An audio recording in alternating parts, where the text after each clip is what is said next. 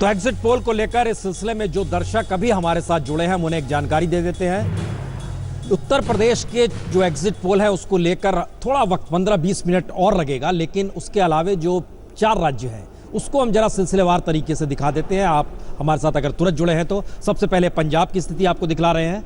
पंजाब में सबसे आगे कांग्रेस चल रही है। आम आदमी पार्टी दूसरे नंबर पर 42 से 51 सीटों के साथ, कांग्रेस नंबर 1 पर है 62 से 71 सीटों के साथ, और अकाली इनकी सरकार पिछले 10 बरस से बीजेपी के साथ उनका सुपड़ा साफ महज 4 से 7 सीट। यह एक स्थिति पंजाब की है। इसके बाद की स्थिति हम दूसरे राज्य की दिशा में बढ़ते हैं। ये 0 से 2 जो है ये अदर्स का मसला है।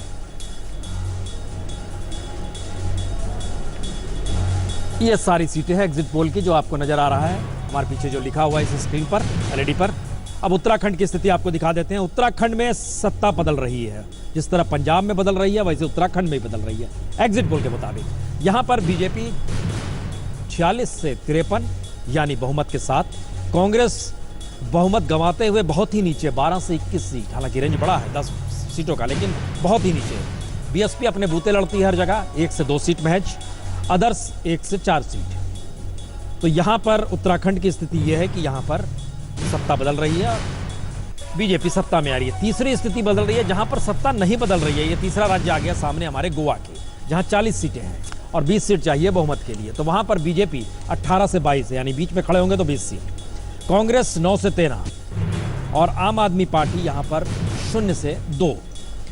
इसके अलावे जो गठबंधन एक नया बना था, आरएसएस से निकले शख्स, शिवसेना हो या एमजेपी हो, गोमांतक पार्टी, 3 से 6 सीट उनके हिस्से में भी, अदर्स 1 से 3 हिस्से में। लेकिन चूंकि बहुमत का आंकड़ा बीजेपी के पास है तो फिर बाकी समीकरण पे बात करना कितना की जाए। अब आपको दिखाते हैं जो जिस चौथे राज्य का जिक्र बहुत कम होता है, मणिपुर।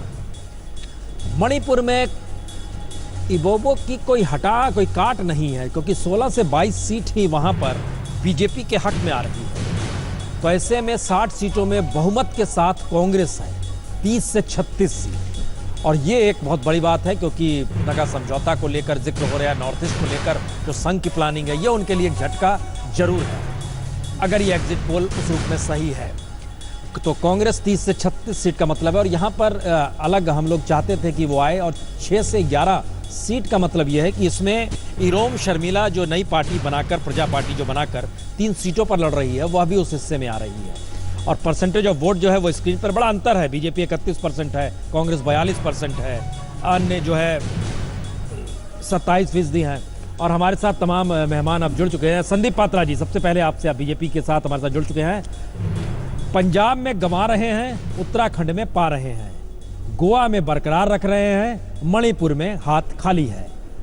मतलब एक सामान्य सी स्थिति है। राष्ट्रीय पार्टी है, कांग्रेस सामने खड़ी है, क्योंकि कांग्रेस दूसरी तरफ पंजाब में आ रही है, मणिपुर में वह अपनी आप को बचा रही है। तो कोई ऐसा मास्टर स्ट्रोक लगा नहीं जो चेहरा आप लोग के सामने है प्रधानमंत्री का, उनके जरिए। देखिए, ये तो देखने के तरीके से मालूम पड़ता है कि मास्टर स्ट्रोक आप देख पा रहे हैं या नहीं देखना चाहते हैं। देखिए, अगर छोटा सा ही कैलकुलेशन कर लिया जाए कि 5 राज्यों में जिसमें लगभग 690 सीटों पे चुनाव लड़ा जा रहा है, 2012 की चुनाव में इन 690 में से भारतीय जनता पार्टी के पास कुल मिला के 112 सीट थी।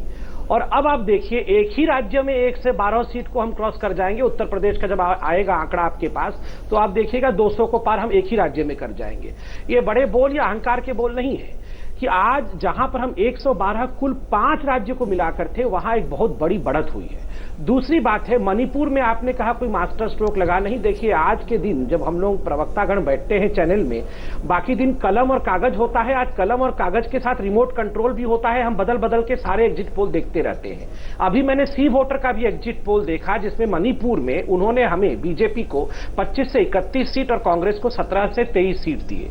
याद करिए, इसी मणिपुर में हमारे पास एक भी विधायक नहीं था। टीएमसी से एक व्यक्ति जब भारतीय जनता पार्टी में आया, तो कुल मिलाकर एक विधायक हमारे पास था जब हम चुनाव लड़ने गए थे। वहां से आज आप लगभग सत्ता के पास लेकर आ रहे हैं, तो सी वोटर हमें सत्ता दे रही है। तो मणिपुर में एक बहुत बड़ा जंप है। जहां ये कहा जाता था कि पूर्वोत्तर में कभी भी भारतीय जनता पार्टी अपना खाता तक नहीं खोल पाएगी, वहां आसाम में बहुमत के साथ सरकार बनना और मणिपुर में सत्ता के पास पहुंच जाना या कुछ एग्जिट पोल के हिसाब से सत्ता में आ जाना, यह अपने आप में बड़ा अचीवमेंट है। सबसे बड़ा जो दृष्टिगत विषय यहां रहता है एग्जिट पोल में, वो उत्तर प्रदेश का रहा है, क्योंकि उत्तर प्रदेश हिंदुस्तान के राजनीति की धुरी और समर मानी जाती है। तो जब उसका भी नतीजा आएगा, क्योंकि हमने बाकी सारे एग्जिट पोल देखे हैं, वहां भी भारतीय जनता पार्टी का अश्वमेध यज्ञ जो है वो सफल होता हुआ दिख रहा है और हम आगे बढ़ रहे हैं। तो आपको लग रहा होगा कि हम कुछ नहीं पा रहे हैं, मैं केवल आदरपूर्वक और बहुत विनय के साथ कहूंगा, हमने बहुत कुछ पाया है, वो देखने का नजरिया है। अच्छा पुनिया साहब, क्या नजरिया आपका कहता है? आपने कुछ पाया या सब कुछ गंवाया? देखिए प्रसून जी, पंजाब का आपने बताया, जिस तरीके से लोगों ने एंटी इनकम्बेंसी को एक्सप्रेस किया है भारतीय जनता पार्टी और अकाली दल की सरकार के खिलाफ जी, वो आपके सामने है। और वहाँ कांग्रेस पार्टी पूर्ण बहुमत के साथ में सरकार बनाने जा रही है। उत्तराखंड का आपने जिक्र किया कि भारतीय जनता पार्टी आ रही, मैं उससे सहमत नहीं हूँ। हालांकि आप एग्जिट पोल करते हैं, बड़ी मेहनत करके करते हैं, लेकिन फिर भी एग्जिट पोल है, गिनती तो 11 तारीख को होगी, तभी पता लगेगा।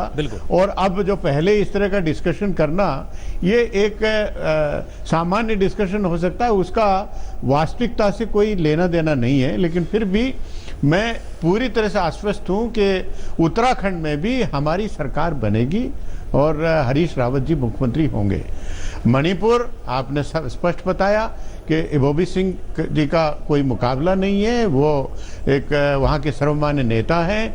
और भारतीय जनता पार्टी प्रयास तो करती है, ठीक है, हर पार्टी को प्रयास करना चाहिए, लेकिन उनकी कोई दाल गलने वाली नहीं है।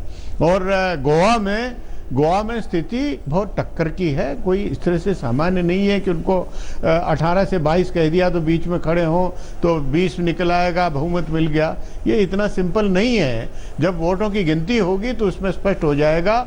जिस तरीके से भारतीय जनता पार्टी की केंद्र में सरकार है और नरेंद्र मोदी जी जो उत्तर प्रदेश में रह के जब उन्हें लगा कि अपना ट्रैक चेंज कर दिया, विकास को छोड़ के हम कब्रिस्तान और उसके शमशान की बात करने लगे, हम त्योहारों पर भेदभाव की बात करने लगे, उसके बावजूद भी अगर नहीं हुआ तो 3 दिन एक प्रधानमंत्री का हम यूपी पर आएंगे। पुनिया जी, आप यूपी को अभी जिक्र ना करें, हमें लग रहा है 10-15 मिनट की बात है। पुनिया जी, उत्तर प्रदेश का हम एग्जिट पोल दिखाएं तब ये सब चर्चा करें तो उसका एक अलग मजा होगा। प्रीति मेनन जी, आप आम आदमी पार्टी से हमारे साथ जुड़ी हुई हैं, लेकिन एंटी इनकम्बेंसी ओके हम आ रहे हैं 1 मिनट। प्रीति मेनन जी, आप आम आदमी पार्टी से जुड़ी हुई हैं, गोवा में तैयारी पूरी नहीं आम आदमी पार्टी की, क्योंकि पंजाब में तो फिर भी मान लीजिए सत्ता में नहीं है लेकिन बहुत सीटें जीत रहे हैं एग्जिट पोल के मुताबिक, लेकिन गोवा की स्थिति बहुत ही नाजुक है आम आदमी पार्टी की। हड़बड़ी में लिया गया फैसला, संगठन का नहीं होना, या एग्जिट पोल आपको भी लगता है कि नहीं कोई मायने नहीं रखता है? प्रीति जी।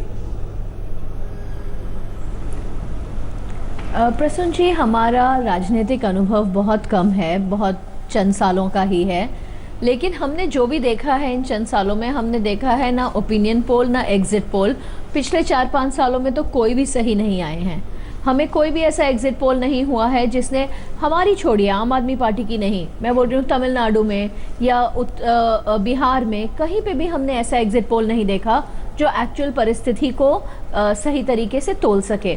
तो आई एम श्योर ये आपकी एफर्ट है, लेकिन आपके पिछले सेशन में आप ही पंजाब की जनता से बात कर रहे थे और पंजाब की जनता कह रही थी कि आम आदमी पार्टी पूर्ण बहुमत से आ रही है वहाँ पे। गोवा में भी हमने ज़मीन पे काम किया है और ज़मीन पे एक बदलाव की बहुत बड़ी लहर चल रही है, जिसको आप आई थिंक अभी असेस नहीं कर पाए हैं और 11 मार्च को स्पष्ट हो जाएगा। हम नई पार्टी हैं, हमारी नई राजनीति है, एक्सपेरिमेंटल है, लेकिन हमें पूरा यकीन है कि दिल्ली में जैसे एक्सपेरिमेंट कामयाब हुआ वैसे पंजाब और गोवा में भी कामयाब होगा। पंजाब में तो मैं पूरे यकीन के साथ कह सकती हूँ कि 11 मार्च को 11 बजे तक हमारी सरकार बन रही है। बहुत अच्छा। संजय पुगलिया जी, अब इन 4 राज्यों को मिला देते हैं एक साथ, क्योंकि यूपी का इंतजार हम कर रहे हैं। क्या ये चुनाव के परिणाम जो हैं वो भारत की राजनीति में 2-3 मैसेज के साथ आ रहे हैं? एक, हर हाल में चुनाव जीतना है, विचारधारा मैटर नहीं करती है। दूसरी स्थिति यह है, अल्टरनेटिव पॉलिटिक्स इस देश में नहीं चलेगी, पारंपरिक राजनीति ही चलेगी। और तीसरा जो इशू है, जैसे नोटबंदी का मसला था या विकास का मसला है, करप्शन का मसला है, ये सारी चीज़ें भी मायने रखती नहीं है। मायने आखिर में दूसरी स्ट्रेटजी रहती है। सच तो यही है कि आप इलेक्टोरल इंजीनियरिंग कैसे करते हैं और जीतने के लिए जो करना है वो आप कैसे करते हैं, उसी पर चुनाव जीतने और हारने के अब सारे कारक हो गए हैं। ये मानना कि कोई मुद्दों पर लड़ रहा है तो ये नहीं लड़ते, पब्लिक मुद्दों पर वोट करती है। पार्टियां मुद्दों पर अपने चुनाव लड़ने के लिए बाजार में जाती नहीं हैं, प्रोपेगेंडा पर जाती हैं। ऑल्टरनेटिव पॉलिटिक्स का जहां तक सवाल है, इस चुनाव का जो भी मैसेज आए, मुझे ये लगता है कि मोदी जी के सामने, बीजेपी के सामने एक विकल्प खड़ा हो, वो टेंट पोल नज़र नहीं आ रहा है कहीं से भी। ऐसा विखंडन है, ऐसा विभाजन है कि ऐसे मौके होते हैं जब डेमोक्रेसी अपोजिशन को भी स्ट्रेंथन करती है।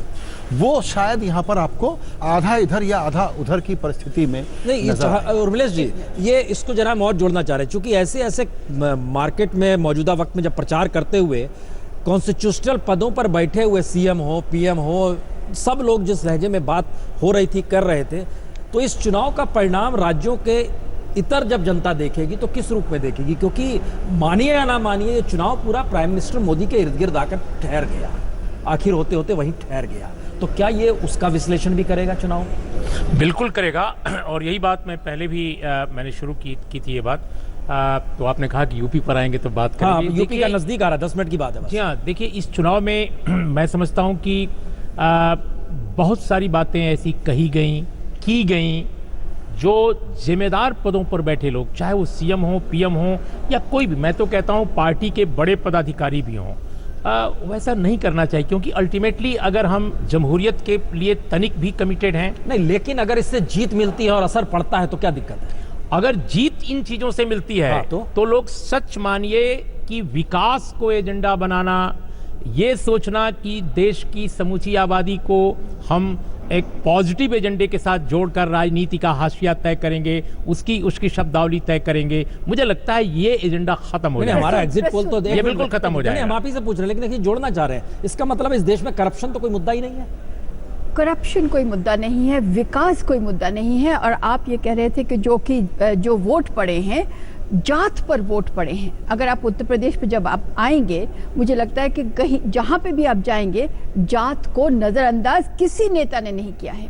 और मुझे पंजाब में आम आदमी पार्टी अगर इतनी सीटें जीत रही है, 40 प्लस में आ रही है, तो कास्ट लेवल तो आप पंजाब का एक हम शुरू से हाशिया कुछ और है। वहाँ हिंदू, वहाँ एक मिनट, हिंदू वो शिरोमणि अकाली दल को वोट देता है, वो सिखों की पार्टी केवल नहीं मानी जाती है। कम से कम जो हिंदू पंजाबी, उसके दिमाग में आपसे कहती हूँ, जब जात किसी ने खत्म नहीं की, और ये बिल्कुल ठीक कह रहे थे संजय के, इस बार लोग देख रहे थे कि क्या विपक्ष से कोई एक नेता उभरेगा, कुछ ऐसा मंथन होगा कि विपक्ष में 2019 का सामने में नजर आएगा कि ये एक ध्रुवीकरण इसके आसपास हो सकता है। वो नहीं हुआ। दो चीजें आगे सामने निकल के, एक आया कास्ट, दूसरा आया तत्कालिक प्रभावित करने वाले बोल। वो देखिए एक मिनट, मैं एक ही देखिए, शुरू हुआ विकास से और खत्म हुआ सांप्रदायिकता से, ये हमें अब मान लेना चाहिए। मैं आप एक और बात कह रही हूँ, देखिए ये जो चीज़ हम कह रहे हैं ना, 30%, 35% वोट, 28% वो, मैं आपसे कहना ये चाहती हूँ कि 35% पर अगर सरकार बनती है तो 65% का क्या नहीं, होता है? वो एक ये हिंदुस्तान की डेमोक्रेसी की खासियत भी है। हम इसको यूपी के संदर्भ में लेकर आएंगे। हाँ। देखिए भारत जैसे मुल्क में जातियां तभी इररिलेवेंट हुई हैं किसी चुनाव में, जब इशू ऐसा आ गया कि जन आंदोलन में वो तब्दील हो गया। जैसे 77 जयप्रकाश नारायण के नेतृत्व में इसके पहले बड़ा आंदोलन चला, और मैंने स्वयं उस आंदोलन के दौरान देखा, महसूस किया कि वे तमाम जातियां जो आज दलबंदी, एक सेकंड, जो विभिन्न पार्टियों में बटी हुई, जाना है और ब्रेक का समय भी हो रहा है, इसलिए बहुत छोटा सा कमेंट चाह रहे हैं। वो सारी चीजें आपकी सही है, लेकिन मौजूदा इन 5 राज्यों के चुनाव के इर्द गिर्द क्या सिर्फ कास्ट और तत्काल के बोल मायने रहे?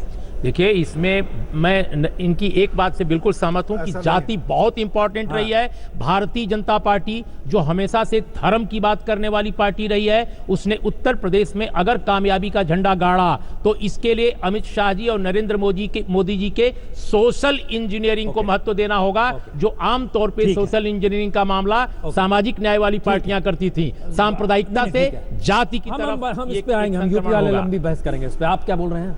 सोशल इंजीनियरिंग उन्होंने की, इस पे कोई दो राय नहीं। कास्ट बेस को हमें एक चीज बताइए, जैसे ये सोशल इंजीनियरिंग बोलते हैं, गोविंदाचार्य चाहते रहे वाजपेयी के दौर में सोशल इंजीनियरिंग, समय अलग था, नहीं होने दिया गया, समय आरएसएस के भीतर अंतर्विरोध थे। आज मैं आपसे जो आपके दो सवाल थे कि क्या विकास मुद्दा नहीं है, क्या भ्रष्टाचार मुद्दा नहीं है, क्या सिर्फ जाति मुद्दा है? जाति बेस है, लेकिन भ्रष्टाचार और जो विकास है, ये दो चीजें परसेप्शन बिल्डिंग के काम में आती हैं।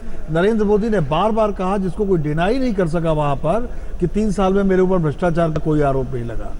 अखिलेश ने बार बार कहा कि मैंने जो एक्सप्रेसवे बनाया, जिस तेजी से मैं जो विकास करना चाहता हूं, वो मुझे दोबारा मौका दिया जाए। उसको भी पब्लिक ने डिस्प्यूट नहीं किया। तो अगर आप परसेप्शन गेम को देखिए तो परसेप्शन गेम इन चीजों पर हुआ, हालांकि जाति बेस नहीं देखिए, जाति बेस। सुन, एक बात मैं जोड़ना चाहता हूं छोटी सी, वो ये है कि बीजेपी में शायद यूपी में ये पता चलेगा हमको कि एक नया वोट बैंक कार्व आउट करने की बीजेपी की रणनीति सफल हुई कि नहीं हुई। सबसे बड़ा गेम वही है, उसका जवाब मिलेगा। और वो जवाब मिलता है तो 2014 में देखिए बीजेपी को जातियों के ऊपर हटके वोट मिले थे। ये उस एक्सपेरिमेंट को पता लगाने का वक्त है। संबित जी, पुनिया जी और के मैडम आपके पास आ रहे हैं, लेकिन हमको लगता है कि यूपी के डाटा के साथ आए तो ज्यादा बेहतर है।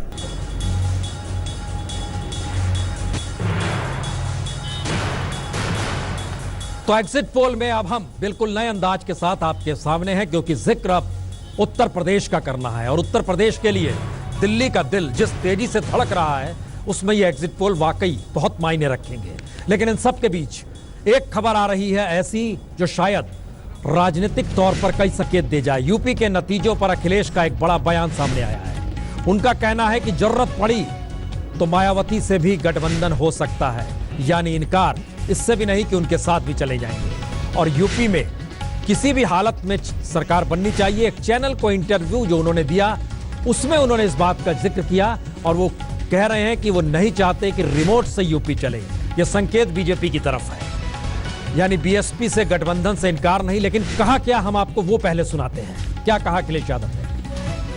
अगर आप बड़ी फाइट बीजेपी से मान रहे हैं तो क्या ये समझा जाए कि चुनाव नतीजों के बाद बसपा से गठबंधन का रास्ता बंद नहीं है? नहीं, गठबंधन के लिए मैं अभी इसलिए नहीं कह सकता हूं कि हम खुद सरकार में बनाने जा रहे हैं। और जो बहुजन समाज पार्टी के नेता हैं, उनको मैंने एक रिश्ते से हमेशा सम्मान दिया है। तो ये स्वाभाविक है, लोग ये मानेंगे कि अगर कहीं कमी होगी तो हम बहुजन समाज पार्टी के साथ ना चले जाएं या बहुजन समाज पार्टी का सहयोग ना ले लें। ये बात अभी कहना मुश्किल है। लेकिन मैं ये कहता हूँ, हमारी और कांग्रेस, समाजवादी और कांग्रेस का बहुमत आने वाला है, बहुमत के साथ सरकार बनेगी। आपने अभी तक गठबंधन को लेकर जो हमारे जितने भी सवाल हैं स्पष्ट जवाब नहीं दिया है, तो क्या ये माना जाए कि आप संभावना से इनकार नहीं कर रहे हैं, जरूरत पड़ेगी जिससे मिलेगा साथ लेंगे? मैं अभी भी कहना चाहता हूं, मेरा मानना है कि समाजवादी पार्टी को किसान, महिलाओं ने और नौजवानों ने समर्थन दिया है। बीजेपी कोई काम नहीं बता पाई है। परिस्थितियां क्या बनेंगी वो तो वोट के बाद पता लगेगा, खुल जाएगा। समाजवादी और कांग्रेस दोनों ही को अच्छी सीटें जीतना नहीं, अकेले ही सरकार बनाएंगे। हाँ, अगर सरकार के लिए जरूरत पड़ेगी तो देखिए, कोई नहीं चाहेगा कि उत्तर प्रदेश में राष्ट्रपति शासन लागू हो, बीजेपी रिमोट कंट्रोल से उत्तर प्रदेश को चलाए, तो ये तो कोई नहीं चाहेगा। जाहिर है राजनीतिक तौर पर यह बहुत बड़ा संकेत है, लेकिन उस संकेत के पीछे के इतिहास के पन्नों को खोलेंगे तो फिर आपको गेस्ट हाउस कांड भी याद आएगा। और इन सब के साथ यह भी है कि जिस सोशल इंजीनियरिंग के रास्ते बीजेपी चल पड़ी है, क्या उसमें आखिरी रास्ता मायावती और अखिलेश को साथ आना ही पड़ेगा? यह तो इतिहास के गर्द में अभी है, उसको पन्नों को ना खोला जाए क्योंकि मौका एग्जिट पोल का है। तो आइए एग्जिट पोल के जरिए जरा हम आपको दिखला रहे हैं क्या स्थिति है।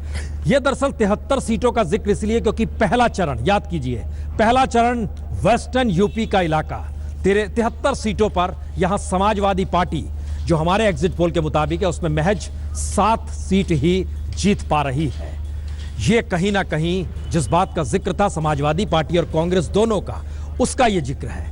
दूसरी तरफ बीजेपी इस इलाके में, मुजफ्फरनगर भी है, इस इलाके में कैराना भी है, तो जरा देखिए यहाँ पर बीजेपी 50 सीट का मतलब यह है कि यहीं से वो लकीर तय होती है जिसमें अखिलेश जिस गठबंधन का जिक्र कर गए उसकी जरूरत क्यों पड़ेगी बीजेपी को। और तीसरी स्थिति है बीएसपी। माना जा रहा था कि जाट वोट बैंक है, बहुत चीजें डगमग होंगी, बीएसपी के लिए मुस्लिम आगे निकल चुका है, उसमें तीसरी स्थिति आ रही है बीएसपी सिर्फ इन 73 में से 7 सीटों पर वो जीत पाएगी। ये एग्जिट पोल का एक नजरिया है।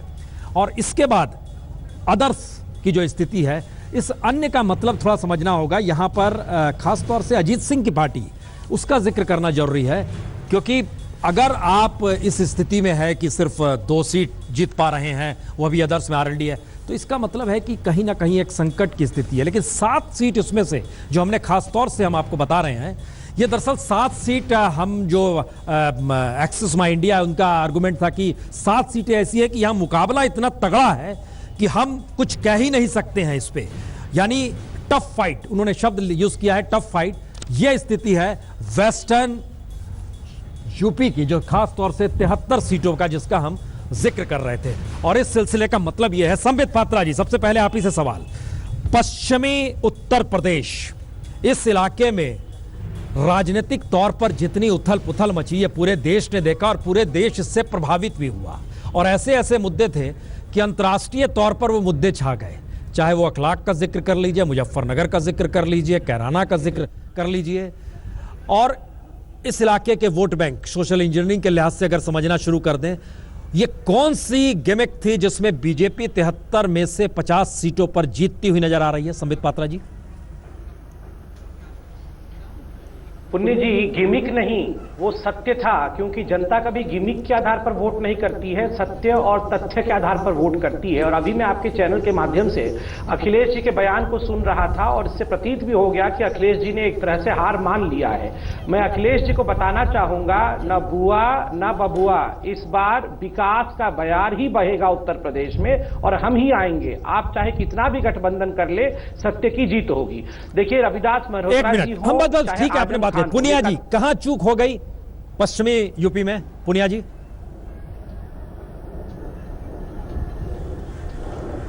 कोई चूक नहीं है। मैं जैसे पहले ही कहा, ये केवल अंदाज है, जो एग्जिट पोल है सही नहीं है, क्योंकि आपने पहले भी देखा कि बिहार का जो जिक्र कर रहे थे, बिहार का देखिए, तमिलनाडु का देखिए, दिल्ली का देखिए, तो ये एग्जिट पोल है, ये एक एकेडमिक एक्सरसाइज है, डिस्कशन है, उस तक ही सीमित रखा जा सकता है और ये इसमें वास्तव हकीकत नहीं है।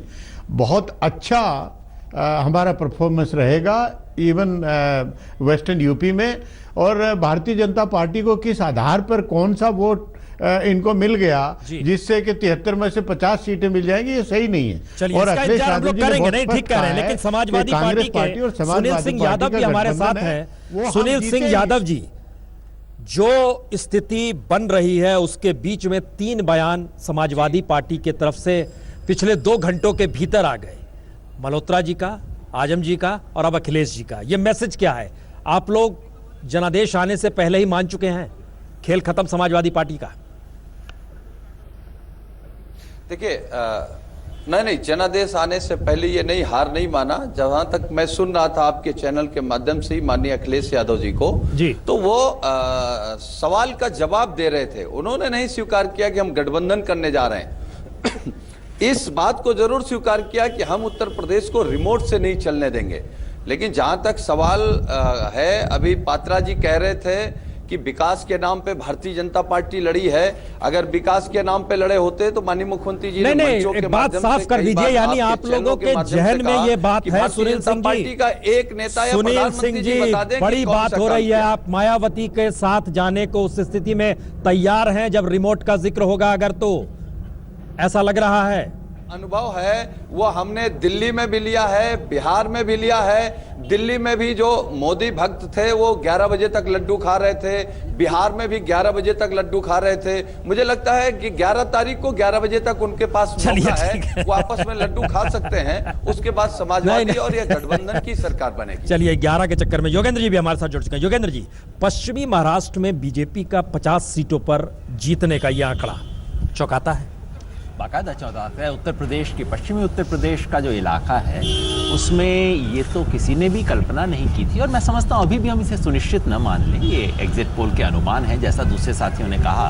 मैं नहीं मानता कि एग्जिट पोल बहुत नॉन सीरियस चीज़ होती है, गंभीर होती है, इससे काफ़ी कुछ पता लगता है। लेकिन उत्तर प्रदेश के बारे में एक चीज़ याद रखिए पुण्य, कि पिछले 15 साल में आपने और मैंने न जाने कितने पोल्स देखे हैं। एक बात उन सब पोल्स में कॉमन है, और वो ये है कि एक दो अपवाद को छोड़ के, और सौभाग्यवश हम उन एक दो अपवाद में शामिल थे, अमूमन सब एग्जिट पोल ने हमेशा बीजेपी को ज़्यादा करके आंका है, सब ने हमेशा बीएसपी को कम करके आंका है।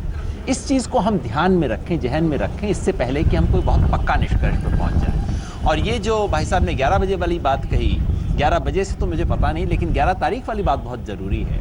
मैं बहुत एग्जिट पोल किए हैं, और आपके दर्शकों को इतना ही कहना चाहता हूँ ये कि मैं बहुत खुश हूँ कि कम से कम आज मुझे एग्जिट पोल नहीं करना पड़ रहा, और जिन्होंने किया है उनके साथ मेरी बहुत हमदर्दी और सहानुभूति है।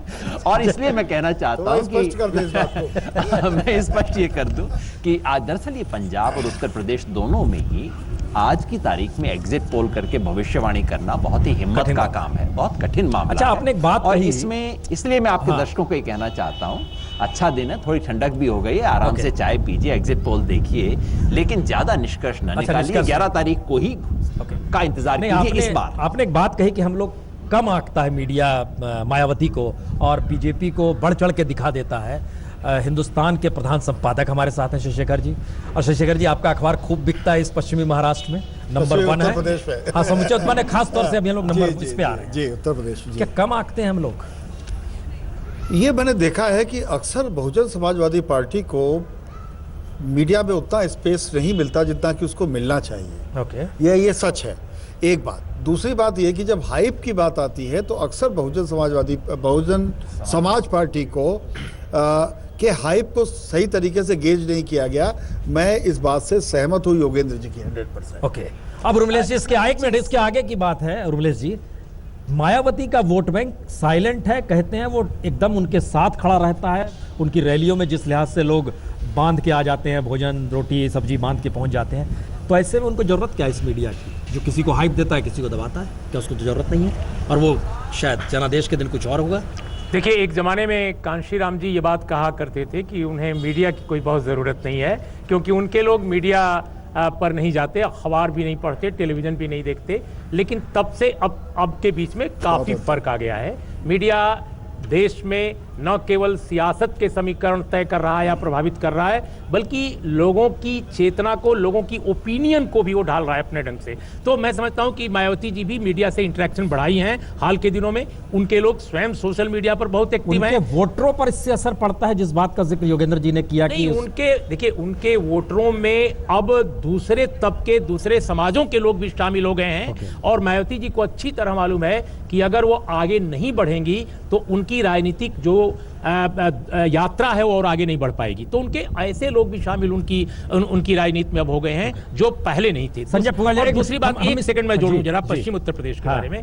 देखिए, मैं योगेंद्र की बात से सहमत हूं कि ये जो एग्जिट पोल का खासकर पश्चिम उत्तर प्रदेश का आंकड़ा है, ये काफी हद तक मैं समझता हूं कि इसको देखना पड़ेगा कि 11 मार्च को इसके साथ क्या होता है, क्योंकि इस इलाके में दलित वोट ही केवल ज्यादा नहीं है, बल्कि मुस्लिम वोटों का भी परसेंटेज ठीक ठाक है। जाट वोट जो है बीजेपी के साथ जो थे वो बिल्कुल उससे तो अलग नहीं हुए थे, लेकिन काफी हद तक अलग हुए थे। तो बहुत ये मानना कि ये नतीजा है, ये मुझे लगता है कि गलत। संजय पुगालिया जी, चौधरी चरण सिंह की जमीन यहां पर आकर इस चुनाव में खत्म होती है क्या, जिस विरासत को ढो रहा है अजीत सिंह? देखिए, जैसा सभी कह रहे हैं कि एग्जिट पोल सही या गलत हो सकता है, लेकिन जो आंकड़ा है अगर उसी को आधार मान के उस अजम्पशन पर हम बात करें तो अगर पहले फेज में यूपी में बीजेपी की ये परिस्थिति बन रही है, इसका मतलब है कि यहाँ तो बिना पोलराइजेशन किए इन्होंने ये कर लिया। तीसरे के बाद से तो पोलराइजेशन ने जोर पकड़ा। एक सेकंड, इसके अलावा एक बात मुझे कहनी है कि इसका मतलब ये वाकई में ट्रायंगुलर है, और ऐसे ट्रायंगुलर में जब सपा और बसपा के कोर वोटर उसके पास बने हुए हैं और बीजेपी के खिलाफ हराने वाले की तरफ नहीं जा रहे हैं, बीजेपी को हराने वाले की तरफ नहीं जा रहे हैं, तो ऐसा आंकड़ा संभव है, इसको रूल आउट नहीं करना चाहिए। हम दूसरा फेज इसके बाद दिखाएंगे। हम ब्रेक के बाद तुरंत लौट रहे हैं और हर की प्रतिक्रिया उसके साथ जुड़ती चली जाएगी, क्योंकि जिक्र अब सिर्फ यूपी का ही हो रहा है। तो